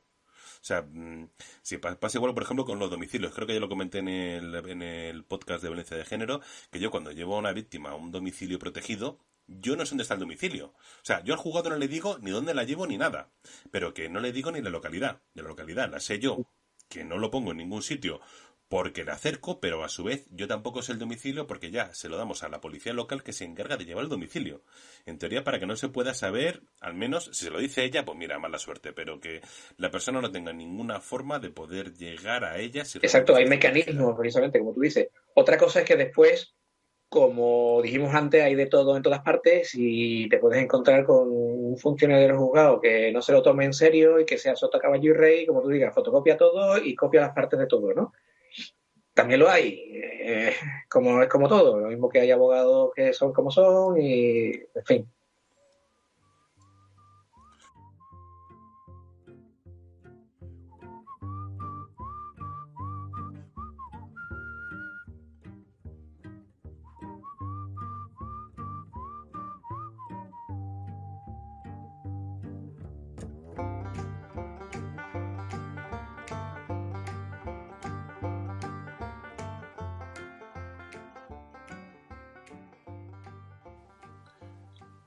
Vamos a pasar ahora a lo que es el juicio oral. Después de haber tenido la fase de instrucción, después de que le he tenido, bueno, le hayan puesto libertad, se ha instruido todo y tal. Entonces ya llegamos a la parte del juicio, ¿vale?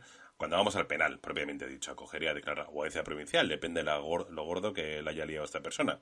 Que a algunos se le va un poquito de madre, como prenderle fuego a un edificio, cosas de esas, o agresiones sexuales, tráfico de drogas, ya, delitos serios, de los buenos. El incendio es de los gordos. Bueno, que tuve una vez uno que por una discusión de tráfico, ¿sabes?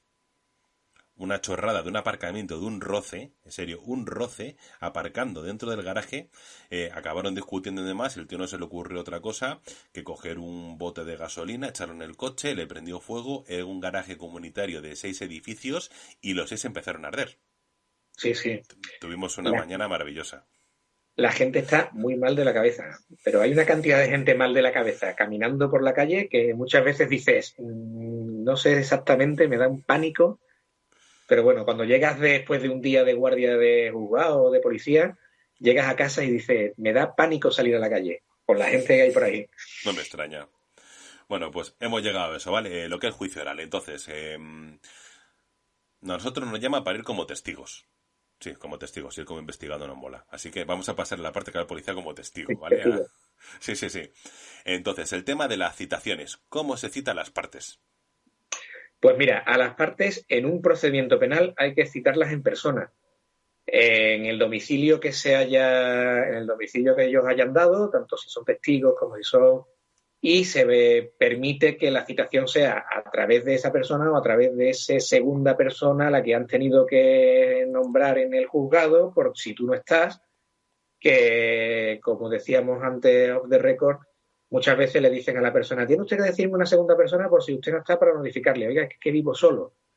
No, pero me tiene que dar obligatoriamente una segunda persona. Bueno, pues la vecina de arriba, y ahora la vecina de arriba recoge la documental, pero está peleado con el vecino y no se lo da. Eso da muchos problemas también, ¿eh? Sí, no me Pero extraña. bueno, al agente de la autoridad se le puede citar directamente en el lugar de trabajo, porque también se puede citar a las personas, tú puedes dar el lugar de trabajo como lugar de citación. Sí, también lo hago yo con testigos, sobre todo pues, cuando es más a nivel profesional, ¿vale? Pues a lo mejor resulta que tienes un testigo que trabaja en una empresa, ¿vale? Y le quiere citar en la empresa directamente, Sí, sí, porque se es un puede. servicio. O personal de seguridad, por ejemplo, también quiere ser testigo. Todo eso, ¿vale? Entonces, Sí, tú a través de puedes, eso. vale, tú Sí, puedes citar pero a cualquier... eso entra directamente, perdona, eso sí. entra directamente en las reglas, ya no es una regla directamente penal, sino entra directamente en la regla de notificación del derecho civil. Entonces, a través de su empresa, a su lugar de trabajo, se le puede notificar siempre que haya una forma fehaciente de acreditar que realmente alguien que se hace responsable de esa citación, ha recibido la citación, sobre todo a testigos. A imputados es más problemático. Pero bueno, a testigos sí, perfectamente. Vale. Y también entiendo que tú puedes citar a quien quieras, ¿no? Sí y no. Tú puedes proponer a quien quieras. Y después, como dice, el hombre propone y Dios dispone, el abogado o el fiscal propone y el juez decide, ¿no? Y dispone, ¿no? El testigo, la testifical, exactamente igual que cualquier otra prueba, está sometido a que la prueba sea pertinente y sea eficaz. Es decir, el juez puede decir, vamos a ver, ¿para qué me quiere usted citar al vecino del quinto que no estuvo allí? Y dice, no, señoría, es para que acreditar que esta persona es una buena persona y siempre ha sido una buena persona. Y puede decir el juez, bueno, es que a mí no me importa nada que sea buena o mala persona, me importa si hizo lo que se le acusa o no lo hizo en ese momento, ¿no? Entonces, la prueba puede no ser pertinente y el testigo puede ser impertinente o inútil. Entonces, el juez puede decidir si se le escucha o no se le escucha, básicamente. Inútiles a patadas vemos todos los días, pero bueno. Entonces, independientemente de cómo sea el hombre como cualidad personal, que sea inútil para la causa, ¿no? Sí. Vale, entonces por eso tienes total libertad para poder citar a quien quieras o hasta claro. Incluso puedes llegar a citar a un perito, un especialista, lo que sea externo en la instrucción, por ejemplo. Sí, totalmente. De hecho, es un tipo de prueba específica que no se llama testifical, sino se llama pericial, que es de una persona que declara no en base al conocimiento que tenga del hecho, sino en base a la experiencia o los conocimientos que tenga en un ámbito científico o técnico. Es decir, si yo, por ejemplo, en un tema de tráfico, yo puedo citar a un perito que me diga si el coche está en buena situación o no está en buena situación, o si alguien, un médico que acredite el estado mental de tal o cual persona, evidentemente esa persona no sabe, ese perito no ha estado en los hechos y no sabe lo que ha pasado, pero puede acreditar que esta persona pues tiene una enfermedad mental o con los daños provocados han sido tales o cuales, ¿no? Pero no ha estado allí, ¿no? Hay una figura especial que es el testigo perito, que es un testigo que además de haber visto los hechos, tiene un conocimiento especial sobre una determinada área y puede, además de decir lo que ve, puede dar unas conclusiones en base a su conocimiento o experiencia en un determinado tema científico, ¿no? Es un tipo especial de testigo, muy complicado, pero existe. Sí, por haber... Hay. A ver, comentando otra cosa a la hora del juicio, lo que pasa previamente antes, ¿de acuerdo? O sea, lo que es la negociación entre el fiscal y el abogado, antes de pasar a vista oral. Sí, vamos a ver, en España el derecho penal es indisponible, es decir, en teoría, y eso siempre ha sido la teoría clásica, como no hay dos personas que litiguen, sino que está litigando el acusado frente a la sociedad. El derecho penal es indisponible. La sociedad no puede decidir no penar a alguien que sea culpable o penar a alguien que sea inocente, ¿no? Lo que sí es verdad es que lo que se hace es que se puede hablar con el fiscal puede modificar su solicitud de condena y tú como acusado, decir, estar de acuerdo con esa solicitud nueva de condena, ¿no? Porque evidentemente en un proceso penal tú puedes defenderte, decir yo no he sido, o puedes estar de acuerdo y decir sí, yo he sido y me atengo a las consecuencias y me atengo a la pena que me piden, ¿no? De hecho hay circunstancias intermedias, pues tú puedes decir sí, yo he sido, yo lo he hecho, soy culpable, pero no estoy de acuerdo con esta solicitud de pena. O no estoy de acuerdo con que se me impute por este delito y quiero que se me impute por otro, ¿no? Entonces sí es verdad que en muchas ocasiones, como se puede dar ese caso, en muchas ocasiones no, siempre, tú antes de juicio hablas con el fiscal por si hay posibilidad de avenencia. Y esa posibilidad de avenencia, pues al final tú lo que haces es negociar con el fiscal una pena inferior o negociar con el fiscal la aplicación de atenuantes o eximentes incompletas o la interpretación de una determinada agravante de una forma más beneficiosa y se suele hacer en casos y se suelen dar en los clásicos casos en que no hay defensa ninguna. Es decir, por ejemplo, los delitos contra la seguridad del tráfico en que ha dado positivo por alcoholemia, defensa no hay ninguna, porque es un delito objetivo. Antiguamente el Una delito prueba constituida. Claro, antiguamente el delito era ser un peligro para el tráfico, con lo cual efectivamente sí había que demostrar en el juicio que esa persona no solamente estaba bebida, sino que además constituía un peligro. Y entonces tenía que ir el guardia a decir que efectivamente el hombre no se tenía en pie y que no veía bien y que hoy en día, como el delito es no ser un peligro para la seguridad del tráfico, sino estar bebido, dar un determinado... Si tú después de dos pruebas con el alcoholímetro está bien y bien calibrado y encima a lo mejor se ha hecho la prueba de sangre para descartar y aún así da positivo, eso no tiene una defensa. Entonces lo que haces es hablar con el fiscal para intentar una pena lo más beneficiosa posible. El fiscal modifica su predicción de pena a la mínima o incluso poniendo atenuantes y tal. Y el detenido, pues el imputado, en este caso el imputado ya, pues se aviene a esa pena más reducida y tal, ¿no? Esto a veces da problemas, porque muchas veces para un abogado el límite entre pensar que no hay defensa posible y el límite entre o tenemos un clavo ardiendo al que agarrarnos, pero es muy arriesgado, es complicado. Entonces lo más normal es hablar con el fiscal, ver lo que hay y plantearle a tu cliente la realidad. Tenemos estas posibilidades de ganar, podemos salir a suelto, podemos salir tal, o podemos llegar a un acuerdo con el fiscal y vamos a tener una condena segura, pero mucho menor que si nos condenaran de la otra forma. Y esa la decisión la tiene que tomar el defendido, porque claro. tú puedes aconsejarle, pero es subido al fin y al cabo, ¿no? Sí, claro, porque el reconocimiento de la autoría antes de la vista oral, si mal no recuerdo, es 1/3 de reducción de condena, ¿no? Depende. Depende del tipo de procedimiento. Si estamos hablando de los juicios rápidos, sí. Por ejemplo, lo que estábamos diciendo, en un procedimiento, por ejemplo, como el de delito contra la seguridad del tráfico, ¿no? Eso va por juicio rápido.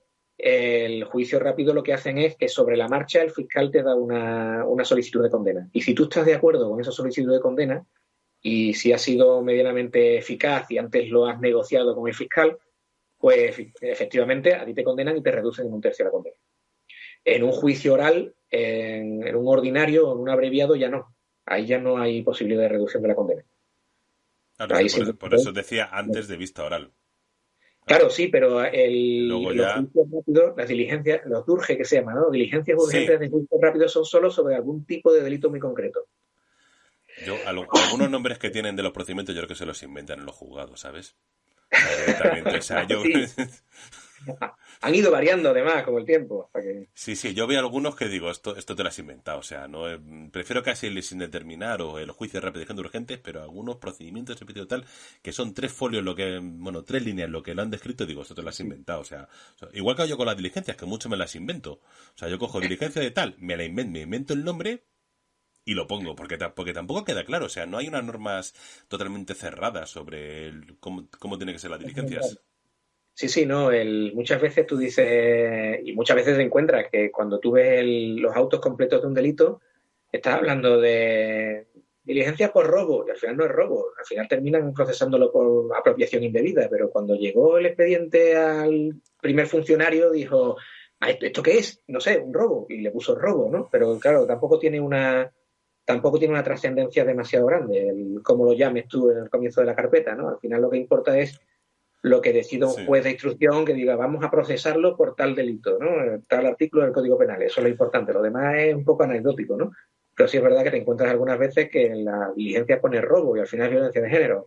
Que no... O al También revés. he visto casos, ¿eh? También que Sí, se sí. va juntando todo, o sea, ya que haces el completo, pero bueno. Vale, luego me gustaría comentar, a ver, cuando estamos en lo que es en declaración en juicio oral, entonces ya cuando el abogado se dirige al policía, cuando le hace las preguntas, ¿realmente cuáles suelen ser las líneas o lo que quiere realmente buscar? Vamos a ver. Hacerle un interrogatorio a un policía, sobre todo que tenga cierta experiencia, es muy, muy complicado, porque por dos razones.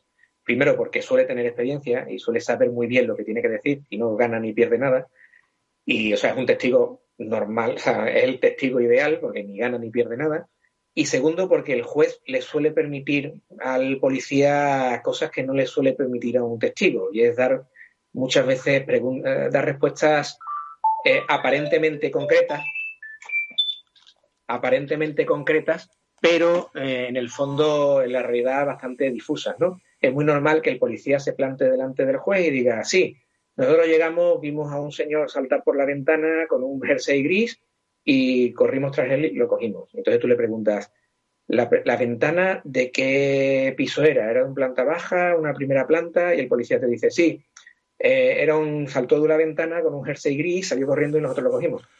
Y dice, bueno, pero eh, ¿durante cuánto tiempo lo estuvieron persiguiendo? ¿Dobló alguna esquina? Y el policía dice, sí, bueno, él saltó por una ventana con un jersey gris, salió corriendo y nosotros lo cogimos, ¿no? A un testigo el juez le diría, responde usted a la pregunta, ¿no? A un policía, el juez realmente lo permite porque el juez tiene el atestado de la policía, ya tiene el informe.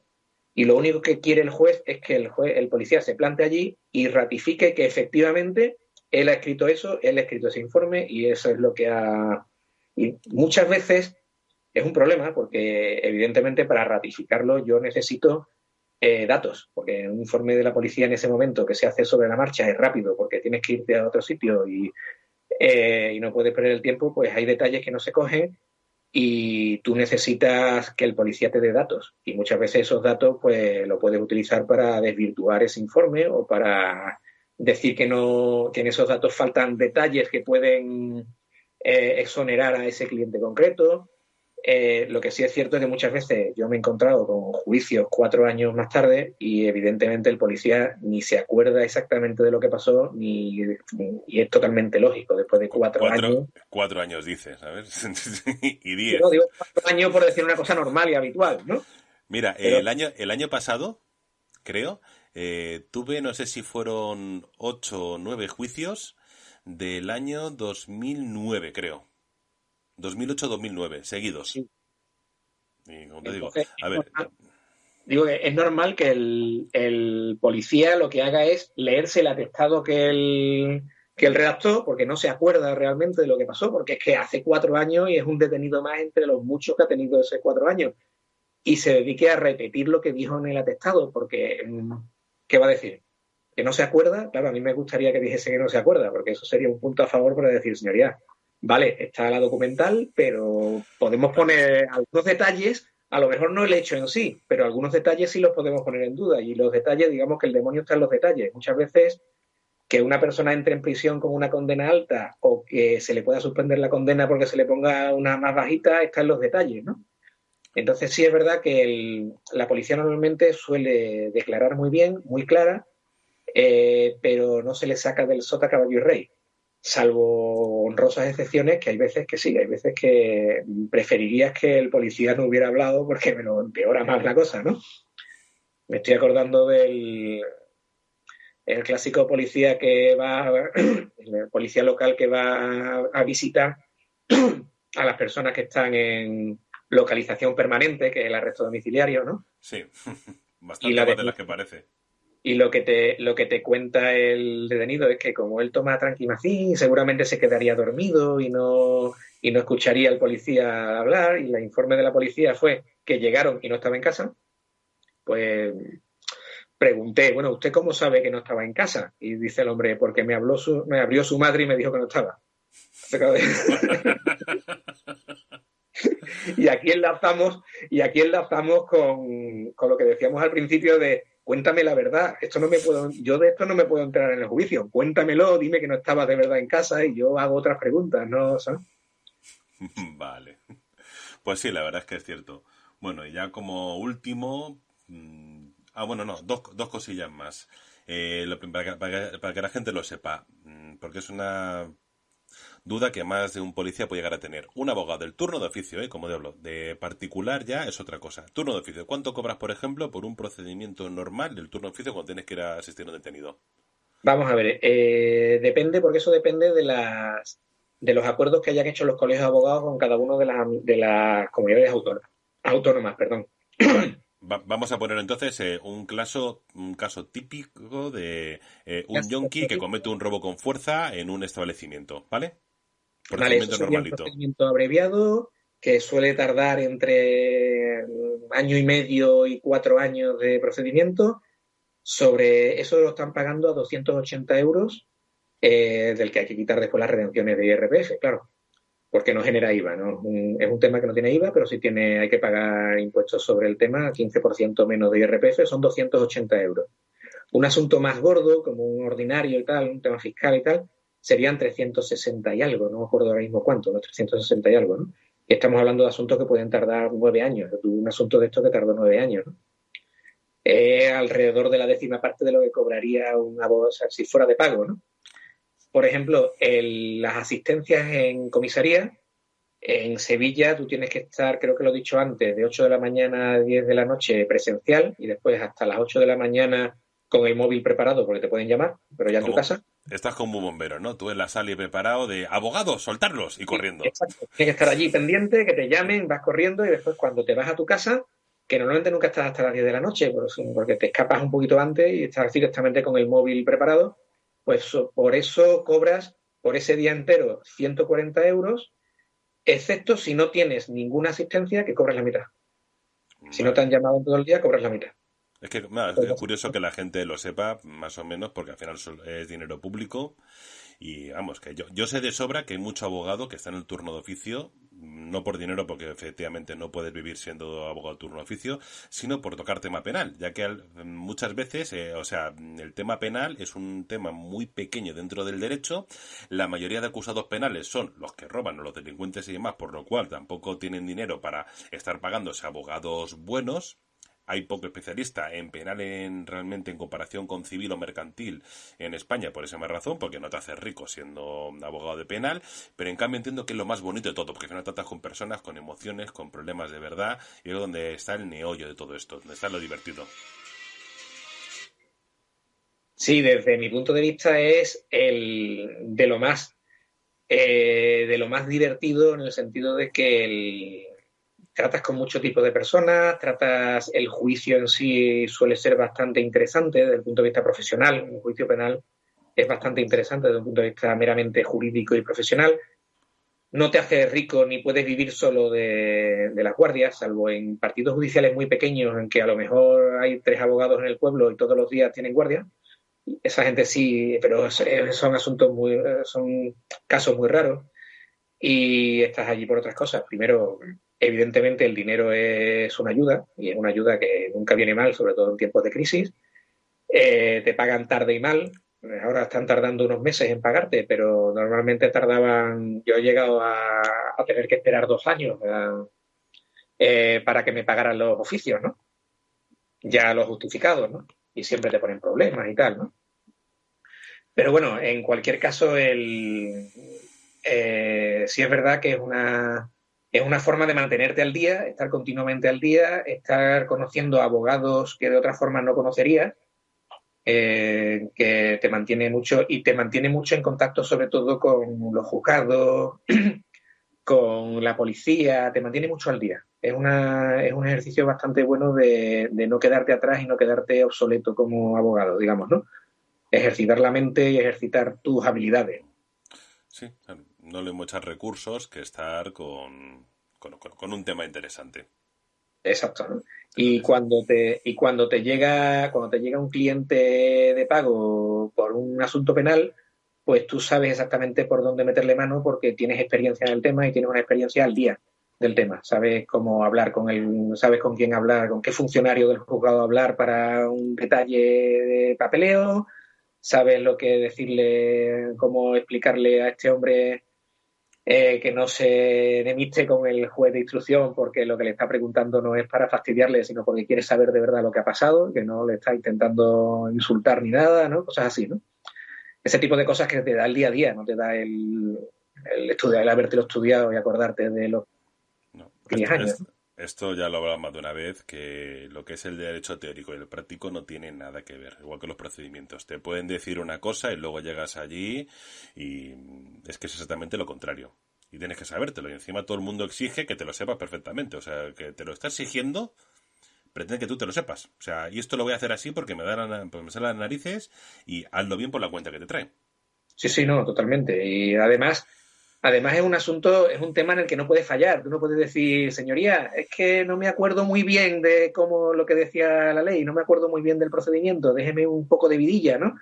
El juez te va a decir, no, verá usted tiene este momento para decir lo que quiere, lo dice o no lo dice, ¿no? Entonces ese Susto, tipo de cosas hay que llevarlo muy al dedillo porque además está jugando con la vida de otras personas. claro, No es, te digo, susto o muerte. claro, exacto, Así. exacto. Es bastante curioso. Bueno, y y yo creo que no vamos a entender más porque llevamos ya no sé ni cuánto, la verdad. Llevamos ya otro a la mañana con la broma, ¿eh? Sí, sí, Esto para ya, nosotros nos hemos divertido, nos hemos hecho unas risas. Imagino que totalmente. también habrá gente que lo escuchará y le parecerá interesante. Pero de hecho, al final es una cosa, el tema de abogados, ¿sabes? Que están ahí, es un elemento externo, pero que tenemos que trabajar con ellos. O sea, Claro, y lo suyo es saber cuál es su papel, cuál es su función y entender también su punto de vista. Si al final esto es, pues eso, sacar, llegar a algo parecido a la justicia, ¿no? exacto. Lo más parecido a la justicia desde el punto de vista positivista, ¿no? De lo que marca la ley, ¿no? Sí es verdad que muchas veces llegas a una comisaría, por ejemplo, y te encuentras con que, sobre todo si hay algún policía novatillo, que te trata con un poquito de miedo, ¿no? Como diciendo, a ver, este me va a gritar, o como si fuera las películas, ¿no? Este va a soltar aquí cualquier burrada, ¿no? Uy, la Y presencia del abogado, sí, claro. sí, y qué es, y tienes que pensar, dice, esta es la misma cara de miedo que ponía yo cuando era novato y me plantaba aquí en la comisaría y me veía rodeado de policías que me miraban diciendo, a ver qué va a venir este, qué tontería va a decir este, ¿no? Pues igual, ¿no? Es exactamente igual. Al final somos Uy, personas todos que hacemos nuestro trabajo y ya está. lo del postureo se nota mucho, de entre el que viene a aparentar, ¿sabes? Que es con su traje puesto, con la presencia y que realmente dice esto es postureo puro y duro, al que es más de trabajo y demás y realmente le gusta el derecho y aparte yo he tenido conversaciones muy buenas de derecho con algunos abogados, ¿sabes? Que le mola, pero se ve lo que es la imagen. Igualmente me entiendo que Sí, que los abogados ven cuando un policía no tiene ni idea o cuando un policía controla. Entonces, según eso claro. también se ajustan a lo que Eso pueden te, hacer y lo que no. eso te lo da la experiencia tanto del policía como del abogado, te lo da. Si es verdad que la imagen hace mucho. Tú te plantas en una oficina con una camiseta y no te tratan igual que si te plantas con una chaqueta y una corbata, aunque tu actitud sea exactamente la misma, ¿no? La imagen hace mucho. Al policía igual, tú en un juzgado, y se nota muchísimo, el juez no trata igual a un policía que va de paisano que uno que va con uniforme. Al de uniforme parece que lo trata con un poco más de deferencia, ¿no? Es ese esa forma de. Yo creo que es por lo mismo que por lo que llevamos togas en los juicios y por lo mismo que en muchos procedimientos hay cosas que son meramente estéticas, ¿no? Pero bueno, Ah, no, es el es sistema. que los juicios se queda arreglado, ¿eh? O sea, Sí, sí. si tienes una americana, mejor póntela. Se lo he dicho a mucha gente. Digo, lo que no es de recibo es que vaya el detenido con mejores pintas que tú, que vas a declarar. O sea, eso es fundamental. Hay de todo, hay de todo. Hay policías que tú dices, si sales del gimnasio antes, no sé, viste de otra forma, que no parezca que has llegado al gimnasio sobre la marcha, ¿no? Pero bueno, normalmente sí, y ya te digo, se nota, no es un detalle, se necesita un poco de experiencia para darse cuenta, pero tú ves que cuando un policía con un uniforme puesto se planta delante de un juez, el juez le hace las preguntas de otra forma que si va de paisano. Y cuando tú vas a una oficina o a una comisaría y vas con una chaqueta y una corbata, vas exactamente con la misma actitud, porque al final vas con la misma actitud y no te tratan igual que si vas con una camiseta puesta o un polo y unos pantalones vaqueros, ¿no? Mm. Mucho Eso abogado es. me hace mucha incidencia cuando vienen, típico de guardia que le llaman, sale corriendo y viene a asistirlo, ¿vale? Y de Claro. muchas veces, disculpa, no voy de traje, no voy tal. Y digo que a mí me da lo mismo, ¿sabes? Pero bueno, sí que te lo inciden mucho, te lo dicen, ¿sabes? Cuando no van impecables para lo que es la presentación, te lo suelen comentar.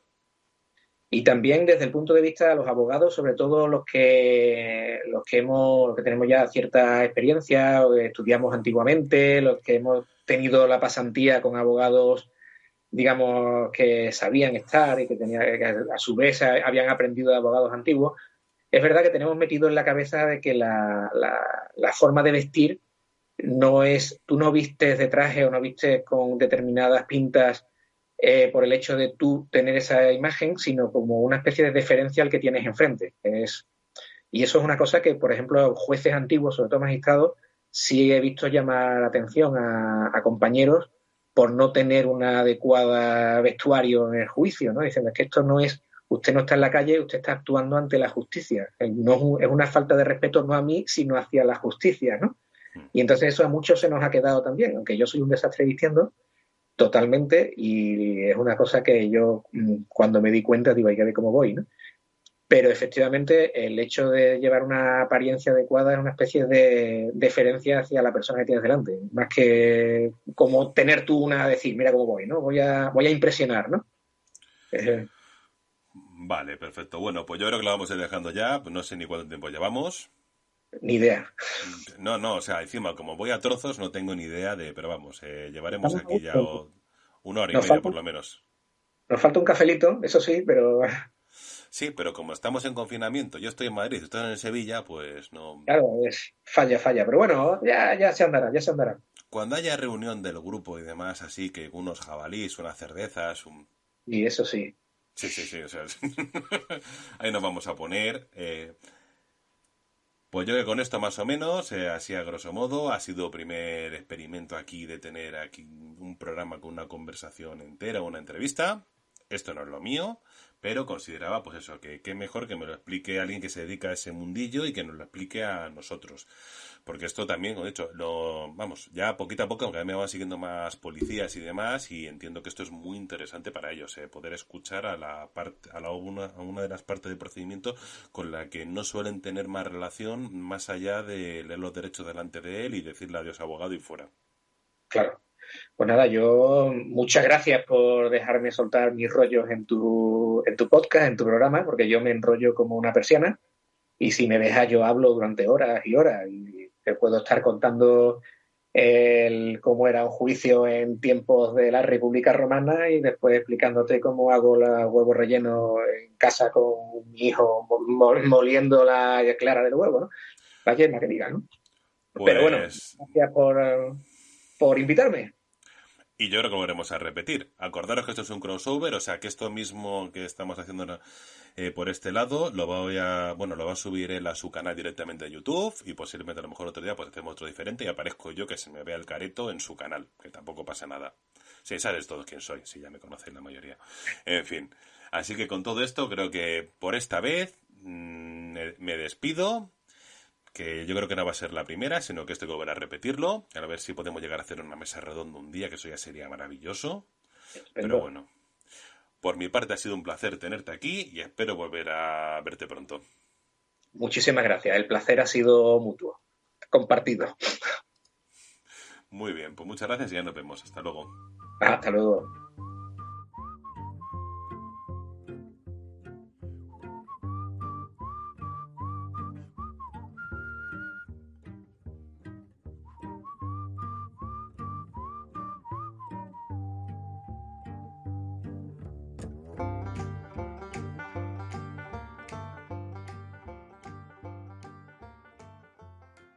Y hasta aquí hemos llegado por hoy. La verdad es que nos ha salido un programa bastante largo, no sé ni cuánto tiempo ha durado, pero nos hemos quedado cortos, ¿eh? Nos hemos quedado muy cortos para lo que podía haber sido realmente. Hemos mirado las cosas muy por encima.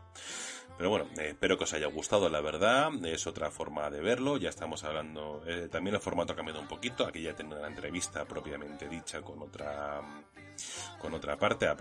O sea, el programa realmente ha sido una tertulia entre dos. Me ha parecido interesante traer un especialista, alguien que se dedica a esto para coger y para ampliar un poquito los horizontes. Así que lo más seguro es que repita, ¿vale? Con algún otro profesional que se dedica a otro campo que sea de interés, haga realmente lo mismo, con un tema específico para hablar de algo muy concreto, porque creo que merece la pena. De aquí podemos aprender todo bastante y incluso podemos andar cambiando nuestro punto de vista. Para grabar este programa he utilizado el GarageBand, aparte también hemos utilizado el Skype para poder conectarnos y poder vernos. La música que he utilizado es In Hell I Will Be in Good Company de The South. Esta vez no he puesto nada en la sección de música para patrullar, porque la verdad es que ya el podcast era bastante largo. Para poner la música me estoy acogiendo a la licencia para podcasting que tiene iVoox con la SGAE. Nos podéis seguir en redes sociales, tanto en Facebook como en Instagram en La Senda del Romano, en Twitter @Senda del Romano. Luego, a su vez, el canal de YouTube de Guardianes del Asfalto está subiendo también los audios directamente a YouTube, por si queréis escucharlo por ese medio. Y por último, este audio también lo vais a poder escuchar posteriormente en el canal de YouTube de Miguel Ángel, No hay derecho, otra opción de poder hacerlo. Así que yo creo que me voy a despedir. Yo soy Leto, esto ha sido La Senda del Romano y un placer haber estado con todos vosotros. Hasta la siguiente. I see my redhead, mess, red, tear shed, cream beam squeeze. The stage smells, tells, hells, bells, misspells, knocks me on my knees. Didn't hurt, flirt, blood squirt, stop, shoot.